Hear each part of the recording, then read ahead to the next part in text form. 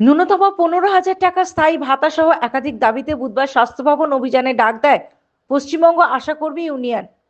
রাজ্যের স্বাস্থ্য সচিব নারায়ণ স্বরূপ নিগমের কাছে ডেপুটেশন জমা দেওয়ার উদ্দেশ্যে জেলার বিভিন্ন প্রান্ত থেকে আশাকর্মীরা সল্টলেকমুখী হওয়ার পরিকল্পনা করেছিলেন। তবে সকাল থেকে অভিযোগ ওঠে, কলকাতা আসার পথে বিভিন্ন জায়গা আশাকর্মীদের আটকাচ্ছে পুলিশ। কয়েকজনকে আটকও করা হয়েছে বলে অভিযোগ।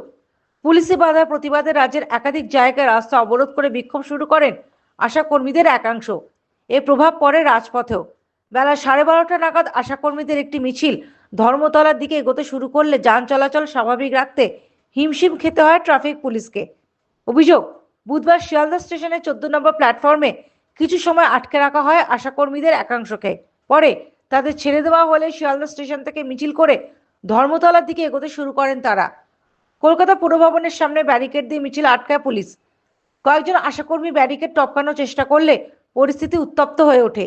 মাইকে জানিয়ে পুলিশ জানায়, ওই এলাকায় জমায়েতের কোনো অনুমতি নেই এবং শান্তি বজায় রাখার আবেদন জানানো হয়। মিছিলের জেরে মৌলালী ও শিয়ালদা ব্রিজে দক্ষিণমুখী রাস্তায় ব্যাপক যানজট তৈরি হয়। কলকাতা ট্রাফিক পুলিশের তরফে জানানো হয়, মৌলালী ক্রসিং থেকে প্রয়োজন অনুযায়ী যানবাহন ঘুরিয়ে দেওয়া হচ্ছে। পরে মিছিল মৌলালী এলাকা ছাড়ার পর পরিস্থিতি কিছুটা নিয়ন্ত্রণে আসে। অন্যদিকে সল্টলেক এলাকায় যানজটের কারণে চিংড়িহাটা ফ্লাইওভার ও উত্তরমুখী বাইপাসে যান চলাচল ব্যাহত হয়। এসএন ব্যানার্জি রোডও মিছিলের প্রভাব পড়ে।